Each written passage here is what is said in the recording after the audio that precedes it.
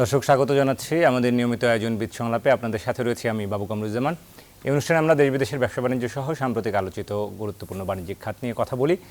আজকে আমরা কথা বলতে চাই, আসলে আমরা নতুন প্রজন্মের যে তরঙ্গের কথা বলি সবসময়, যে 3G থেকে 4G থেকে এখন 5G, সেই 5G বাস্তবায়নের চ্যালেঞ্জ এবং এটির আসলে বাস্তবতা কতখানি, এবং ইন্টারনেটের নানাবিধ যে স্পিড নিয়ে আমরা সমালোচনা করছি, এসব বিষয়গুলো নিয়েও আসলে কথা বলতে চাই। আমরা সাম্প্রতিক সময় দেখেছি যে বাংলাদেশের ইন্টারনেটের স্পিডে যে অবস্থান সেটি আসলে অনেক একটু নিচের দিকে। তো এটি নিয়ে কাজ করছেন রেগুলেটরি প্রতিষ্ঠানগুলো, তারা আসলে তাদের অগ্রগতি এবং 5G বাস্তবায়নে বাংলাদেশের অগ্রগতি কতদূর তা নিয়ে কথা বলতে আজকে আমাদের সঙ্গে অতিথিরা যুক্ত হবেন, এবং এই 5G বাস্তবায়ন ও চ্যালেঞ্জ নিয়ে আমরা আসলে কথা বলতে চাই। মূলত এই আলোচনাকে ধরে আমাদের সঙ্গে দুজন অতিথি আজকে যুক্ত হচ্ছেন। এরই মধ্যেই যুক্ত হয়েছেন, আমরা পেয়েছি রেগুলেটরি প্রতিষ্ঠান বিটিআরসির ভাইস চেয়ারম্যানকে আমরা পেয়েছি সুব্রত রায় মৈত্র। সুব্রত রায়, আপনাকে স্বাগত জানাচ্ছি, আজকের এই আলোচনায় আমাদেরকে সময় দিয়েছেন। আমাদের সঙ্গে আরও একজন অতিথি যুক্ত হবেন, রবির chief corporate and regulatory officer, আমাদের সঙ্গে জনাব শাহেদ আলম যুক্ত হচ্ছেন। আমরা তাকে কিছুক্ষণের মধ্যেই পেয়ে যাব নিশ্চয়ই। এই দুজন আমাদের আজকে আলোচনা করবেন এই সার্বিকভাবে 5G বাস্তবায়ন, তার অগ্রগতি, তার চ্যালেঞ্জ, এমন নানাবিধ বিষয় নিয়ে। আসলে আমরা শুরুতেই আমাদের সঙ্গে বিটিআরসি চেয়ারম্যান, ভাইস চেয়ারম্যান আমাদের সঙ্গে যুক্ত রয়েছেন সুব্রত রায়। সুব্রত রায় মৈত্র, আপনাকে দিয়ে আসলে শুরু করতে চাই। একটু যদি মোটা দাগে আপনাকে একটু বলি যে আমরা সবসময় আসলে দেশে যখন 3G শুরু হলো, সেটির সেবা কিন্তু আমরা দেখেছি যে যথেষ্ট পরিমাণ সফল ছিল না। এরপর আমরা যখন 4G এর সুফল, সেটি নিয়েও সমালোচনা রয়েছে। এখন 5Gর কথা বলছি। মোবাইল অপারেটর সেবার মানগুলো আসলে মোবাইল অপারেটরদের উপর অনেকটা নির্ভর করে। তো এই জায়গায় আসলে কি বলবেন, আপনার মূল্যায়ন জানতে চাইব। আসলে 3G থেকে 4G থেকে 5G আমরা তো গ্রাহক সন্তুষ্টির জায়গাটি আসলে যথেষ্ট অর্জন করতে পারিনি। জনাব সুব্রত রায় মৈত্র। ধন্যবাদ আপনার প্রশ্নের জন্য। আমাকে শুনতে পাচ্ছেন? জি নিশ্চয়ই, আপনাকে শুনতে পাচ্ছি আমরা, আপনি বলুন। আচ্ছা, এটা সত্য যে আমরা গ্রাহকদের শতভাগ বলবো না, গ্রাহকদের আশানুরূপ সন্তুষ্টি আমরা অর্জন করতে পারিনি, তো আমরা কাজ করে যাচ্ছি। আর দেখেন, 3G 4G যে কথাগুলো আপনি বললেন, 4G কানেক্টিভিটি বা নেটওয়ার্ক সরকার সম্প্রসারণ করে দিয়েছে, কিন্তু তার যে পেনিট্রেশন, সেই রেটটা কিন্তু এখন পর্যন্ত আশানুরূপ না। বড় 30% এখনো ক্রস করেনি পেনিট্রেশন। আর এই যে পেনিট্রেশন এবং এই যে গ্রাহকদের সন্তুষ্টি বিষয়টা অনেক কিছুর পরে নির্ভর করে। এমনদের তো অবশ্যই একটা দায়িত্ব আছে, তাদের স্পেকট্রাম বিষয়, টাওয়ারের বিষয়, বিটিএস এর বিষয়, বিভিন্ন বিষয়গুলো কিন্তু এর সাথে যুক্ত হয়ে আছে। কাজেই আশা করি বর্তমানে বেশ কিছু সম্প্রতি কিন্তু গ্রামীণ এবং রবি তার স্পেকট্রাম তারা বরাদ্দ নিয়েছে, কাজও তারা করছে। টাওয়ার শেয়ারিং যে বিষয়গুলো ছিল, টাওয়ারের ঝামেলা, সেটা কিন্তু একটা মিটে গেছে। এগুলো সুফল পেতে গেলে একটু সময় আমাদেরকে দিতে, একটু অপেক্ষা করতে হবে। ধন্যবাদ। নিশ্চয়ই আমরা আরও বিস্তারিত আকারে আসলে আপনার কাছে শুনতে চাইবো, যেহেতু এটি দীর্ঘ আলোচনা আসলে আমরা করতে চাই। একেবারে সার্বিক খুঁটিনাটি বিষয়গুলো আপনার কাছ থেকে শুনতে চাইবো। আমাদের সঙ্গে যুক্ত হয়েছেন শাহেদ আলম, রবি আজিয়াটা লিমিটেডের chief corporate and regulatory affairs officer. আপনাকে স্বাগত জানাই আমাদের এই আলোচনায় আজকে যুক্ত হওয়ার জন্য।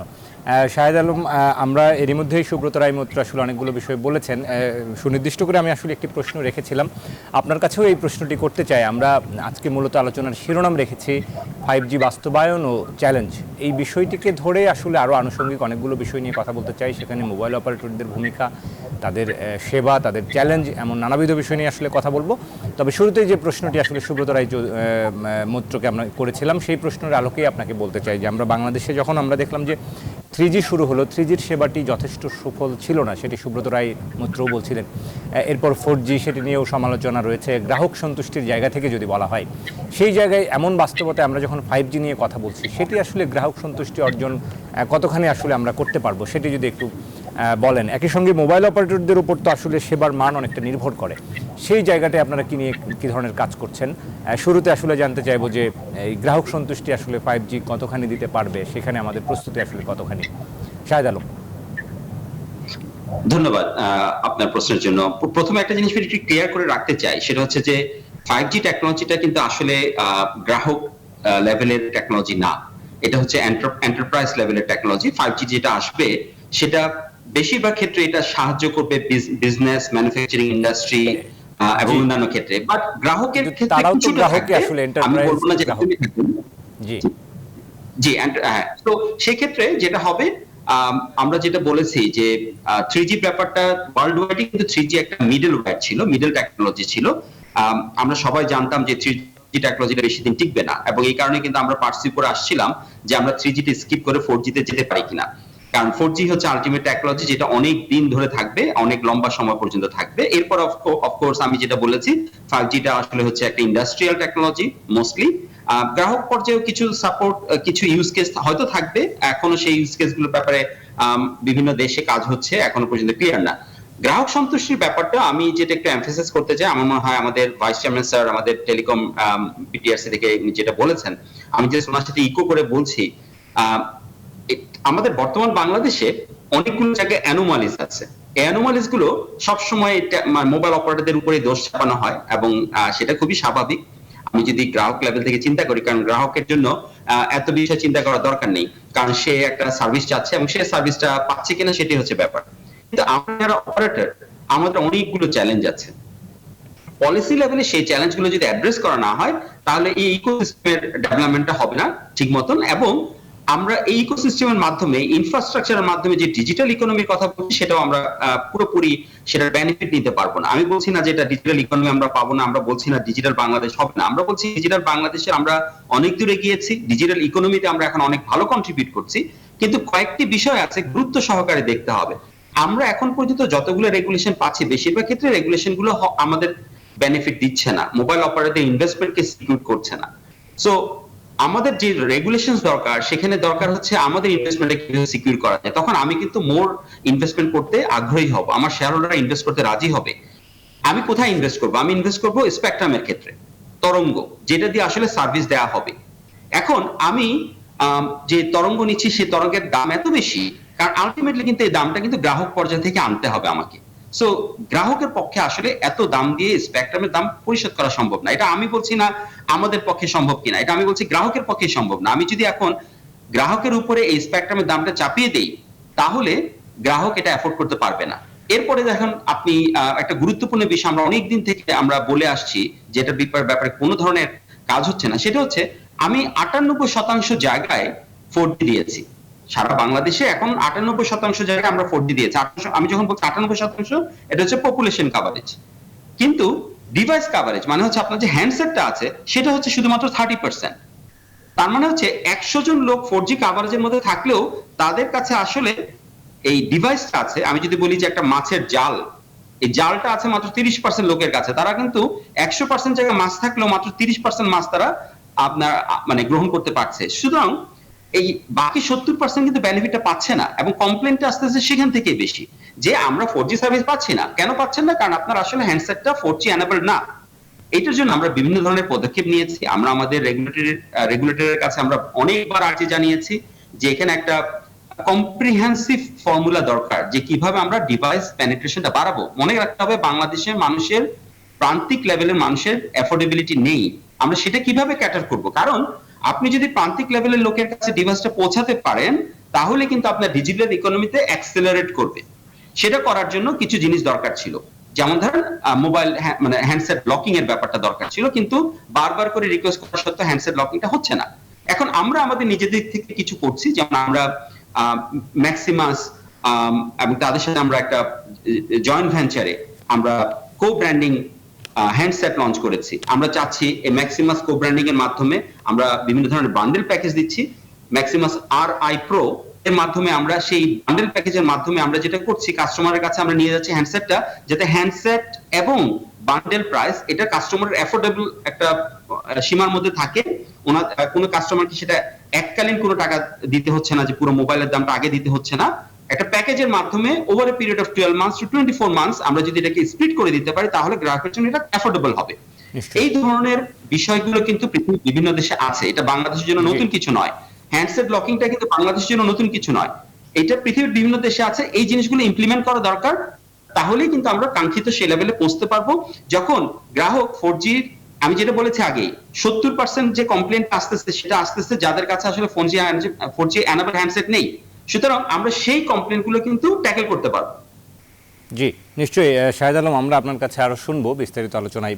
যে যে বিষয়গুলো বলছিলেন, এই যে দামের কথা বলছিলেন, স্পেকট্রাম বরাদ্দের ক্ষেত্রে সেই এত খরচ, আমরা দামের বিষয়গুলো নিয়ে একটু, আমাদের সঙ্গে বিটিআরসি ভাইস চেয়ারম্যান রয়েছেন সুব্রত রায় মৈত্র, এই জায়গায় একটু তার কাছ থেকে মন্তব্য জানতে চাই যে এই যে স্পেকট্রাম বরাদ্দের ক্ষেত্রে যে দাম এবং সেটির প্রভাব তো শেষ পর্যন্ত গিয়ে কিছু না কিছু পরোক্ষভাবে গ্রাহকের উপর পড়েই, তো সেই জায়গাগুলোতে আরও কাজ করার সুযোগ রয়েছে কিনা জনাব সুব্রত রায় মৈত্র যদি একটু এই বিষয়টি নিয়ে বলেন, যে শাহেদ আলম যে বিষয়টি বলছিলেন আসলে।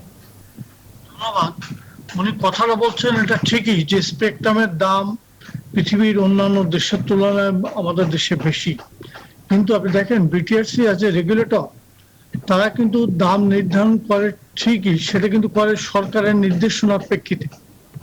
সরকারের সাথে জাতীয় বাজেট প্রণয়নের একটা সম্পর্ক আছে।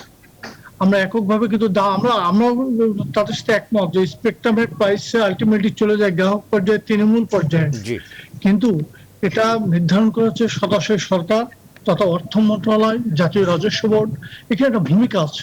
কাজে এই বিষয়টা কিন্তু এককভাবে বিটিআরসির কিছু করার নাই। বিটিআরসি বারবার কিন্তু সরকারের কাছে এই বিষয়টা তুলে ধরেন, মাননীয় মন্ত্রী মহোদয় কিন্তু এই বিষয়টা সরকার দৃষ্টি আকর্ষণ করেন, তারপর সরকার থেকে যে নির্দেশনা আসে তার প্রেক্ষিতেই আমরা এটা নির্ধারণ করতে পারি। বিষয়টা হচ্ছে এখানেই। আর হ্যান্ডসেটের যে বিষয়টা আসছে সেটাও কিন্তু আমরা পরীক্ষা নিরীক্ষা করছি, যাতে 4G এনেবল হ্যান্ডসেট যেটা সাশ্রয়ী মূল্যে যাতে অ্যাফোর্ডেবিলিটি জনগণের কাছে থাকে, সেটার জন্য বিটিআরসি কাজ করছে, দেখা যাক কি হয়। নিশ্চয়ই আমরাও সেটা আশা করব। আমরা বাংলাদেশের ক্রেতাদের একটা এই বিষয় নিয়েও আপনার কাছ থেকে একটা ছোট্ট মন্তব্য জানতে চাইবো, যে বাংলাদেশের ক্রেতারা প্রায়ই অভিযোগ করেন যারা ইন্টারনেট ব্যবহারকারী, যে এখনও আসলে আমাদের দেশে ইন্টারনেটের দামটা তুলনামূলক বেশি, এবং এই বিষয়টি নিয়ে আসলে কিছু কি করার সুযোগ রয়েছে কিনা, এবং এই বেশি গ্রাহকদের জন্য একটু বেশি হয়েই যায়, কেননা যিনি একটু মফস্বলের গ্রাহক, যিনি হয়তো উপজেলা পর্যায়ে, ইউনিয়ন পর্যায়ে একজন ইন্টারনেট ব্যবহার করছেন, এই ইন্টারনেটের দামটা তুলনামূলক বেশি, এবং অফারগুলোর মধ্যে, প্যাকেজগুলোর মধ্যেও দেখা যায় যে নানান রকম একটু ভারসাম্যহীনতা থাকে। তো সেই জায়গাটি নিয়ে আসলে কাজ করার সুযোগ আছে কিনা, ইন্টারনেটের দাম আসলে কমানোর আমাদের কোনো রকম সুযোগ আগামী দিনের সম্ভাবনা রয়েছে কিনা, সুব্রত রায় আপনার কাছ থেকেই জানতে চাইবো, এরপর আমি এটি শাহেদ আলমের কাছ থেকে নিশ্চয়ই জানতে চাইবো। ঠিক আছে, ধন্যবাদ। আমিও কিন্তু একজন গ্রাহক, একদিকে যেমন রেগুলেটরের দায়িত্ব পালন করতে চাইতে, আমিও কিন্তু একজন গ্রাহক, কথাটা সত্য। তবে কথা হচ্ছে যে স্পেকট্রাম, ইন্টারনেটের প্রাইস, এগুলো কিন্তু আমরা নিজেরা বিটিআরসি করতে পারে না, এখানে সরকারের একটা সিদ্ধান্তের বিষয় আছে। কাজেই এক্ষেত্রে এককভাবে বিটিআরসি কে দায়ী দায়িত্ব দিয়ে কোনো ফলপ্রসূ কোনো কিছু হবে না। দ্বিতীয়ত, বিভিন্ন প্যাকেজের যে কথা আপনি বললেন, এটাও ঠিক যে প্যাকেজের ক্ষেত্রে গ্রাহকের অভিযোগ আছে, এটা সত্য। তবে বিষয়টা হচ্ছে অনেকে গ্রাহকের কিন্তু কিছু অজ্ঞতাও এর জন্য দায়ী।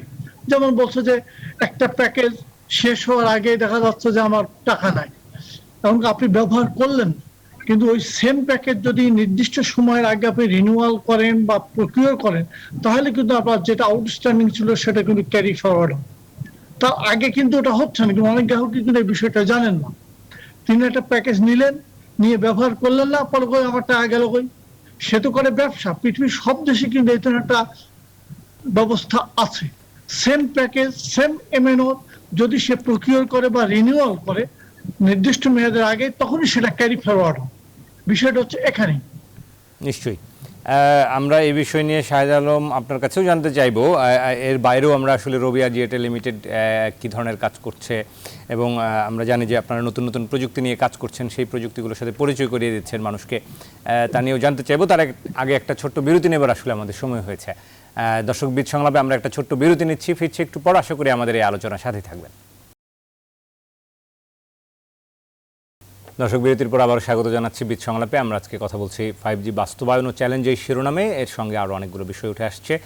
আমাদের সঙ্গে দুজন অতিথি যুক্ত রয়েছেন। আমাদের সঙ্গে শাহেদ আলম রয়েছেন, রবিয়া জিএটে লিমিটেডের chief corporate and regulatory affairs officer, এবং একই সঙ্গে আমাদের সঙ্গে নিয়ন্ত্রক সংস্থা বিটিআরসির ভাইস চেয়ারম্যান যুক্ত রয়েছেন জনাব সুব্রত রায় মৈত্র। দুজনকে আরও একবার স্বাগত জানাচ্ছি আলোচনায়।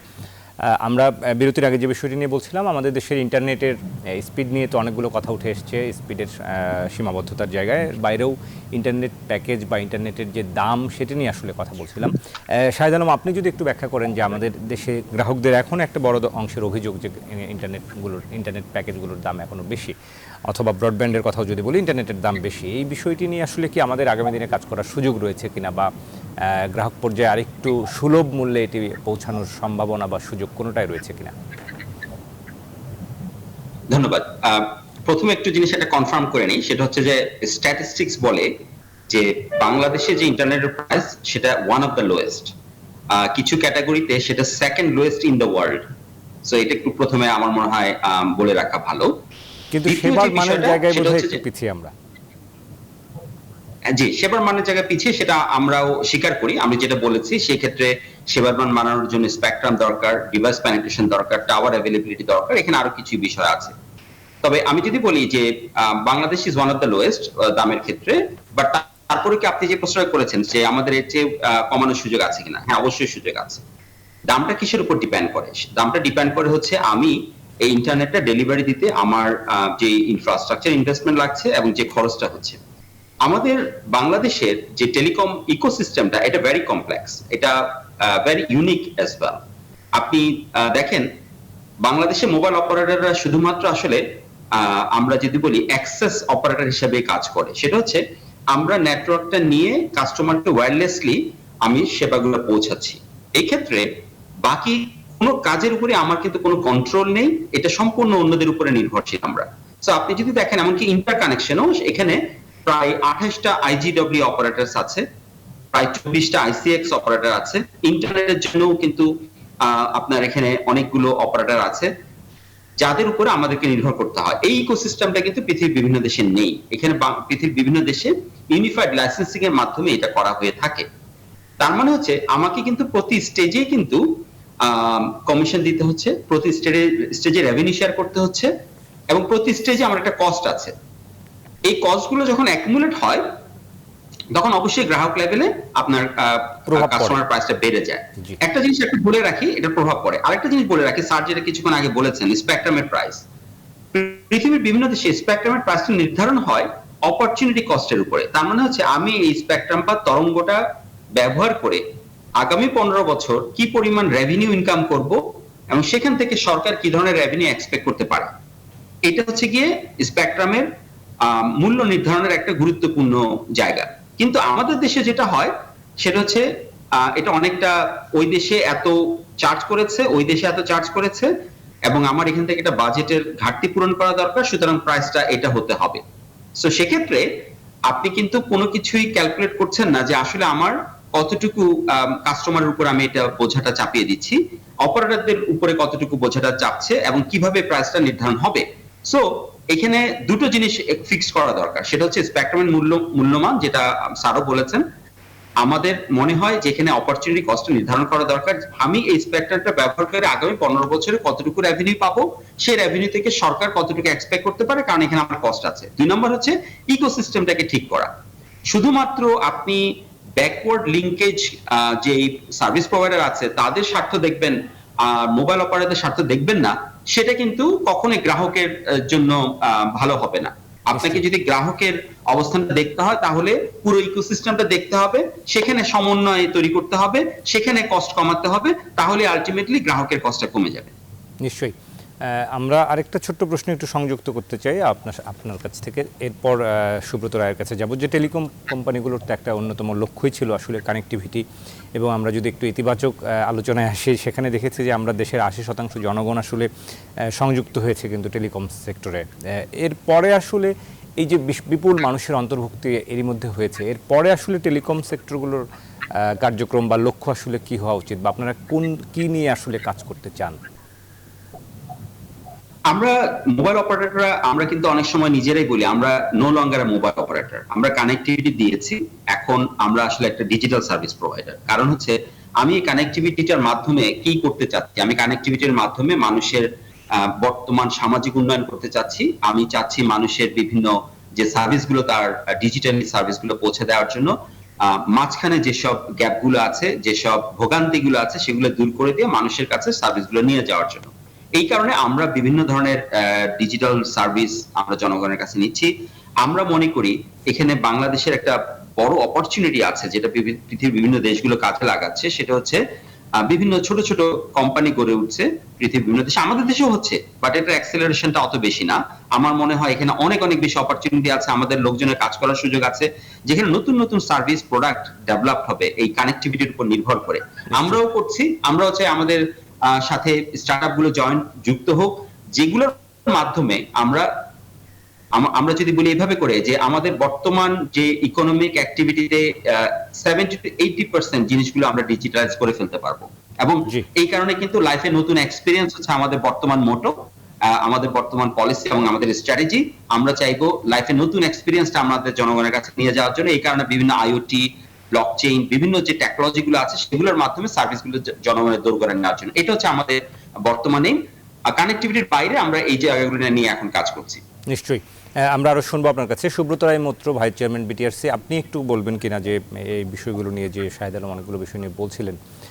শাহেদ আলম, ছোট্ট করে আপনার কাছ থেকে জানতে চাইবো যে আসলে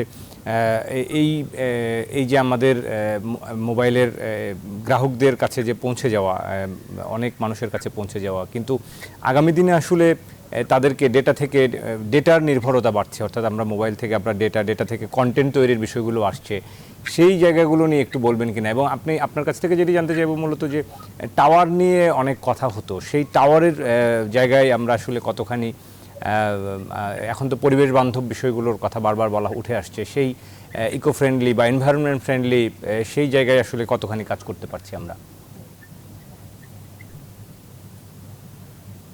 জি, সুব্রত রায় মৈত্র। জি, আমি একমত, শাহেদ সাহেবকে ধন্যবাদ জানাই যে এটা সত্য যে বাংলাদেশে ইন্টারনেটের যে প্রাইস এটা ওয়ান অফ দ্য লোয়েস্ট, এটা সত্য। যদিও কোয়ালিটি অফ সার্ভিস সম্পর্কে বিভিন্ন প্রশ্ন আছে, আর এর জন্য কি কারণে এটা দায়ী সেটাও উনি বলছেন, একমত।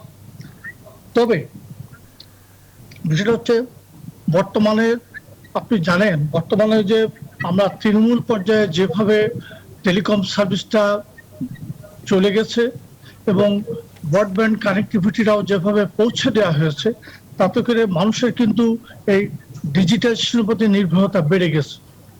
যদিও বারবার বলছে আমরা কোয়ালিটি অফ সার্ভিস নিয়ে প্রশ্ন, এখন কথা হচ্ছে এই ব্রডব্যান্ডের কানেক্টিভিটির সহজলভ্যতার বিষয়টা দেখেন, আমরা বিটিআরসি বা সরকার একটা ব্যবস্থা করছে যে ডিজিটাল ডিভাইড যেন না থাকে, শহর থেকে গ্রাম প্রতিটি পর্যায়ে ডিজিটাল ডিভাইড যেন না থাকে, সেজন্য আমরা ব্যবস্থাটা করেছি। 500 Mbps হচ্ছে আপনার সর্বোচ্চ আছে 500 টাকা, 1200 টাকা, 800 টাকা, 1200 টাকা, এইভাবে কিন্তু আমরা স্ল্যাব করে দিয়েছি একদম শহর থেকে গ্রামের তৃণমূল পর্যায় পর্যন্ত। যদিও সেটির বাস্তবায়নে অনেক প্রশ্ন রয়েছে।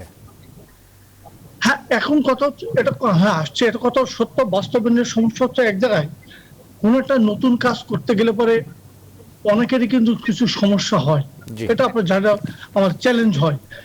যেহেতু এটা নতুন, আমরা স্থানীয় প্রশাসনকে সংযুক্ত করেছি, আইএসপিদের সাথে বসছি, আইআইজির সাথে বসছি, এবং সর্বশেষ যে স্থানীয় প্রশাসনের সাথেও আমরা সংযুক্ত করেছি। ফলে প্রতিটি টায়ার যারা এই ব্রডব্যান্ডের এই কানেক্টিভিটির সাথে যুক্ত, প্রতি টায়ারের সাথে কিন্তু আমরা বসছি এবং তাদের বিষয়গুলো বিশ্লেষণ করা হয়েছে। ফলে এই যে আমরা নতুন দাম নির্ধারণ করছি ব্রডব্যান্ডের, ইন্টারনেটের, এটা কিন্তু যদি সবাই আমরা ঠিকমতো কাজ করি, সহযোগিতা পাই, এক্ষেত্রে সমস্যা হওয়ার কথা নয়। এবং এটা কিছুটা একটা অ্যাফোর্ডেবল প্রাইস আমরা জনগণের কাছে এই ইন্টারনেটটি কিন্তু আমরা পৌঁছে দিতে পারছি। আগে একেবারে কিছুই ছিল না, সেটা এখন অন্তত একটা ভিত্তি তৈরি হলো। কাজ করতে গেলে কিছু সমস্যা হবে। জি, নিশ্চয়ই। সমস্যা হচ্ছে আপনার আমাদের দেশের লোকজন ব্রডব্যান্ড কানেক্টিভিটি হচ্ছে মোবাইল ইন্টারনেটের দিকে বেশি ঝুঁকে পড়েছে, যেটা হওয়া উচিত ছিল উল্টা। জি, ফলে হয়েছে কি, অভিযোগটা কিন্তু বেশি হচ্ছে মোবাইল ইন্টারনেটে নেই, ব্রডব্যান্ডের ইয়েটা আছে, তো ব্রডব্যান্ডের ইয়েটা কিন্তু কম। জি, এই কারণগুলো, এটারও নিশ্চয়ই কারণ রয়েছে, সেই কারণ নিয়ে আপনার কাছে শুনতে চাইবো। আমরা আরেকটা ছোট্ট বিরতি থেকে ফিরে আসি, বিরতি নেবার সময় হচ্ছে আমাদের। দর্শক বিদ সংলাপে আরেকটা ছোট্ট বিরতি নিচ্ছি, ফিরছি একটু পরে, আশা করি এই আলোচনার সাথে থাকবেন। দর্শক আরও একবার স্বাগত জানাচ্ছি বিদ সংলাপে। আমরা আজকে কথা বলছি 5G বাস্তবায়ন ও চ্যালেঞ্জ নিয়ে। আমাদের সঙ্গে দুজন অতিথি যুক্ত রয়েছেন, সরাসরি আলোচনায় যেতে চাই। অনুষ্ঠানের শেষ ভাগে রয়েছে আমরা, আর দু একটি বিষয় আলোচনা করতে চাই। আমাদের সঙ্গে বিটিআরসির ভাইস চেয়ারম্যান যুক্ত রয়েছেন সুব্রত রায় মৈত্র। আপনার কাছ থেকে আসলে শুরুতে জানতে চাইবো যে আমরা দেখছি যে এই যে মোবাইল ফোনগুলো আস্তে আস্তে ডেটার দিকে চলে যাচ্ছে, ডেটা সেখানে আবার হয়তো কন্টেন্টের বিষয় রয়েছে, এটি নিয়ে আমরা শাহেদ আলমের কাছ থেকে জানতে চাইবো। মূলত আপনার কাছে বলবো যে আমরা বারবারই বলছি যে বাংলাদেশ 5G জি, আমরা 5G বাস্তবায়ন করা আসলে এই যে আমাদের যে বিদ্যমান অবকাঠামো, আমাদের যে সক্ষমতার জায়গা, সেটি আসলে 5G বাস্তবায়ন আমরা আসলে কতখানি সফলতার সাথে করতে পারবো বলে আপনি মনে করেন, জনাব সুব্রত রায় মৈত্র? ধন্যবাদ। দেখেন, বর্তমানে কিন্তু একটা নতুন প্রযুক্তি হচ্ছে 5G। এখানে মানুষের নতুন একটা সভ্যতায় গড়ে উঠবে, একটা নতুন যুগের সূচনা হবে 5G। এবং বর্তমান সরকারের নির্বাচনী ইশতেহারে 5G চালুর কথা বলা আছে। আমাদের মাননীয় তথ্য যোগাযোগ প্রযুক্তি উপদেষ্টা, মাননীয় মন্ত্রী তথা সরকার সকলেই এই 5G চালুর বিষয়ে অত্যন্ত মনোযোগী। এ ব্যাপারে আমরা কাজ করে যাচ্ছি। এবং আগে আমাদের শাহেদ অনুসরকে ধন্যবাদ যেমন বলছেন যে এই 5Gটা কিন্তু অন্যান্য 2G, 3G, 4Gর মতো সাধারণ মোবাইল সার্ভিস নয়। এটা হচ্ছে অ্যাপ্লিকেশন বেসড। এখানে অনেক নতুন যুগের সূচনা হবে। শিল্প, কলকারখানা, ব্যবসা, কৃষি, স্বাস্থ্য, নিরাপত্তা সবকিছুতে একটা কিন্তু পরিবর্তন দেখা যাবে। এবং 2025 সালের মধ্যে এই অ্যাপ্লিকেশন নির্ভর হয়ে যে 5G, যে প্রযুক্তি যে নতুন হবে সেগুলো কিন্তু 5G নির্ভর হবে। কাজেই এই বিষয়গুলো আমলে নিয়ে আমরা ডিসেম্বর মাসের মধ্যেই কিন্তু 5G চালুর একটা সিদ্ধান্ত সরকার নিয়েছে। সরকার ডেটটা দিলে পরে এই সরকার বিটিআরসি কাজ করে যাচ্ছে। প্রাথমিক অবস্থায় সরকারি রাষ্ট্রীয় প্রতিষ্ঠান টেলিটকের মাধ্যমে এটা চালু করা হবে। পরবর্তীতে চাহিদার ভিত্তিতে এর কার্যক্রম সম্প্রসারণ করা হবে। এবং এক্ষেত্রে অন্যান্য এমএনওরা তাও অংশ নিতে পারবে। সেক্ষেত্রে স্পেকট্রাম অকশনের বরাদ্দের একটা সুযোগ থাকছে, বরাদ্দ রাখা হয়েছে। এই হচ্ছে সরকারের প্রস্তুতি। তবে এক্ষেত্রে সবচেয়ে যেটা দরকার সেটা হচ্ছে জনগণের সচেতনতা, তাদের সহায়তা এবং তাদের ডিজিটাল লিটারেসির বিষয়টা তাদের আগে দরকার। এটা কিন্তু আগেই বলছি, 2G তে 4G পর্যন্ত যে গ্রাহক যাবে কথা বলে, ভয়েস করে, এটা সেই বিষয় না। এটা application based, factory based, industry based. পৃথিবীর অনেক দেশেই কিন্তু 5G নাই। আমাদের বাংলাদেশ সরকার, মাননীয় প্রধানমন্ত্রী, তথ্য যোগাযোগ প্রযুক্তি বিষয় মাননীয় উপদেষ্টা এবং মাননীয় মন্ত্রী প্রত্যেকেই একটা নতুন যুগে, নতুন সভ্যতায় আমরা প্রবেশ করতে যাচ্ছি এই 5Gর মাধ্যমে। বিটিআরসি সেই লক্ষ্যে কাজ করে যাচ্ছে। আগামী ডিসেম্বরের মধ্যে আমরা আশা করছি, আমাদের চিন্তা ভাবনা আছে এটা সীমিত পর্যায়ে পরীক্ষামূলকভাবে নির্দিষ্ট কয়েকটা জায়গায় 5G চালু হবে। নিশ্চয়ই আমরাও আশা করব যে এটি আমাদের একটি অন্য মাত্রা দেবে আমাদেরকে নতুন যুগে প্রবেশের ক্ষেত্রে। যারা এটির ব্যবহারকারী তারা যেহেতু একেবারেই শিল্প পর্যায়ের বা কৃষি পর্যায়ে যারা আসলে কাজ করেন, বাণিজ্যিক কাজগুলো করেন, ব্যবসায়িক কাজ করেন, তারা নিশ্চয়ই এটির সুফলও পাবেন। আমরা অনুষ্ঠানের একেবারে শেষ পর্যায়ে রয়েছে। আমরা সংক্ষেপে একটু শাহেদ আলম আমাদের সঙ্গে রয়েছেন, chief corporate and regulatory affairs officer, Robi Axiata limited. আপনার কাছ থেকে মোটা দাগে জানতে চাইবো যে এই যে 5Gর যুগে প্রবেশ এবং আমাদের যেটি চালুর পরিকল্পনা, নিঃসন্দেহে আমরা আজকে আলোচনার শিরোনামও এটি রেখেছিলাম। সেক্ষেত্রে আপনারা আসলে একেবারে সুনির্দিষ্ট করে যদি চ্যালেঞ্জগুলোর কথা বলেন যে কী চ্যালেঞ্জ আসলে এখানে দেখছেন, এবং আমরা কি সত্যি আসলে এই সেবাটি আসলে কতখানি যাদেরকেই দিব তারাও নিশ্চয়ই গ্রাহক, সেটি কতখানি গ্রাহক বান্ধব আসলে করা সম্ভব? আমি স্যারের সাথে একটু, আমি আমাদের ভাইস চেয়ারম্যান স্যারের সাথে একটু অ্যাড করি, তারপর আমি সেভাবে একটু কনক্লুড করব। সেটা হচ্ছে, আমরা কিন্তু 3G তে আমরা 13 বছর পিছিয়ে ছিলাম ইউরোপিয়ান দেশগুলোর থেকে। আমরা 4G তে পিছিয়ে ছিলাম 8 বছর। আমাদের কিন্তু সবসময় পিছিয়ে থাকার কোনো কারণ নেই। আমরা অ্যাজ এ নেশন, আমাদের দেশের স্বার্থেই আমাদেরকে প্রত্যেকটা টেকনোলজি অ্যাডপ্ট করতে হবে। হবে খুব দ্রুততার সঙ্গে। কারণ আমরা দেখেছি 3G 13 বছর পিছিয়ে থাকার কারণেই 3Gটা কিন্তু সাকসেসফুল হয়নি শেষ পর্যন্ত। আমরা 16,000 কোটি টাকা ইনভেস্ট করার পরেও আমরা 3Gর সেই মূলধন কিন্তু তুলতে পারিনি। এখন 5Gর যে প্রস্তুতি চলছে সেখানে এটা সাকসেসফুল হবে কি হবে না আমি সেই বিষয়ে বলবো না, আমি বলবো আমাদেরকে সাকসেসফুল করতে হবে। আমি যেটা বলেছি, আমাদের বর্তমান টেকনোলজিক্যাল যে ট্রেন্ড সেটা বলছে 4Gটা অনেক লম্বা সময়ের জন্য থাকবে, 5Gটা enterprise business industry application based technology হিসেবেই থাকবে। এটা আমাদেরকে এটা সাকসেসফুল করতে হবে। সাকসেসফুল করার জন্য কি করতে হবে সেটা হচ্ছে এখানে ইকোসিস্টেমে বেশ কিছু কাজ খুব দ্রুততার সঙ্গে করতে হবে, তাহলে আমরা দ্রুততার সঙ্গে সাকসেসফুল করতে পারবো, গ্রাহক পর্যায়ে সেই সন্তুষ্টিটা আমরা লাভ করতে পারবো। এটার জন্য আমি বারবার করে বলেছি, এই যে এখন যেমন ধরেন আমাদের একটা অপারেটর 5G যাবে, একটা অপারেটর 5G করবে কিন্তু অন্য অপারেটর গুলো 5G নিয়ে এখনই যাচ্ছে না। এর কারণটা হচ্ছে স্পেকট্রাম অ্যালোকেশনে দেরি হচ্ছে, স্পেকট্রামের যে স্পেকট্রাম যেগুলো আছে সেটা কিন্তু এই স্পেকট্রামের পাথটা ক্লিয়ার না। আমাদের রেগুলেটর বিটিআরসি এটা নিয়ে কাজ করছে যাতে স্পেকট্রাম গুলো ক্লিন করা যায়। এটা দ্রুততার সাথে ক্লিন করতে হবে। প্রাইসের ব্যাপারে সিদ্ধান্ত আসতে হবে, কারণ আপনি যদি প্রথমেই স্পেকট্রামের প্রাইস এত বেশি করে নিয়ে নেন তখন কিন্তু আমাদের এই টেকনোলজি ডিপ্লয় করার আমাদের কিন্তু আর অপরচুনিটি থাকে না, আমাদের সেই সক্ষমতা থাকে না। আমাকে যদি প্রথমে মিলিয়ন মিলিয়ন ডলার দিয়ে স্পেকট্রাম কিনতে হয় তাহলে কিন্তু আমি ইকুইপমেন্ট বসাতে পারবো না, জনগণের দোরগোড়ায় আমি টেকনোলজিটা নিয়ে যেতে পারবো না। আমাদেরকে সেই সুযোগটা দিতে হবে যাতে আমরা টেকনোলজিটা নিয়ে জনগণের দোরগোড়ায় পৌঁছাতে পারি, জনগণকে সেবা দিতে পারি। সেখান থেকে যে রেভিনিউটা আসবে সেখান থেকে অবশ্যই সরকার রেভিনিউ পাবে।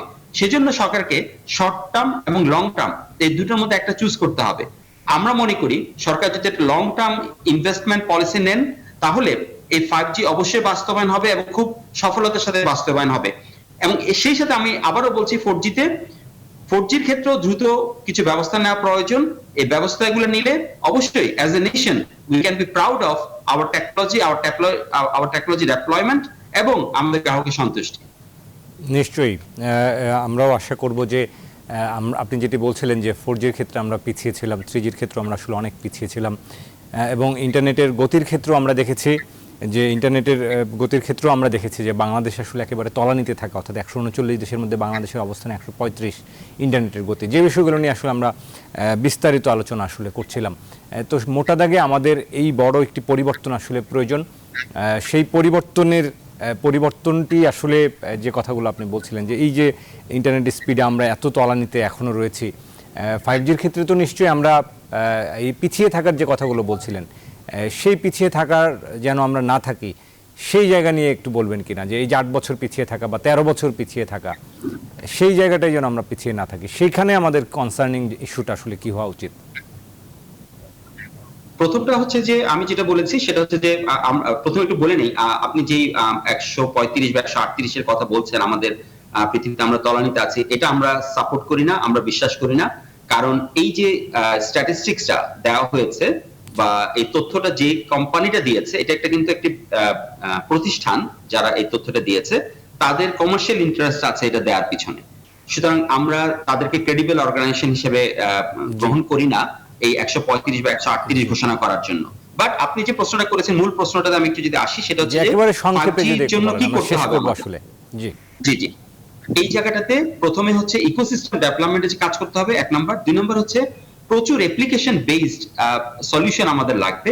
এখানে আমাদের আইসিটি মিনিস্ট্রিকে এগিয়ে আসতে হবে। এখানে কিন্তু 5G কিন্তু অ্যাজ এ টেকনোলজি এটা টেলিকম টেকনোলজি, বাট এটার এন্ড ইউজার কিন্তু হচ্ছে আসলে আইসিটি, যেখানে আমাদের আইসিটির সাথে সংশ্লিষ্ট লোকজন যারা জড়িত তাদেরকে কিন্তু বিভিন্ন অ্যাপ্লিকেশন সমন্বিতভাবে আসলে কাজ করতে হবে। জি সমন্বিতভাবে আসতে হবে, তাহলে কিন্তু আমরা একটা সফলতার মুখ দেখতে পারবো। অনেক ধন্যবাদ শাহেদ আলম আমাদেরকে সময় দেওয়ার জন্য আজকের আলোচনায়। সুব্রত রায় মৈত্র, আপনাদের দুজনকে অশেষ ধন্যবাদ জানিয়ে আজকের মতো বিদ সংগ্রাম আমরা আসলে এখানেই শেষ করছি। আগামী দিন দেখা হবে নতুন বিষয় নিয়ে, নতুন অতিথির সাথে। দর্শক ভালো থাকুন, সুস্থ থাকুন, নিরাপদে থাকুন।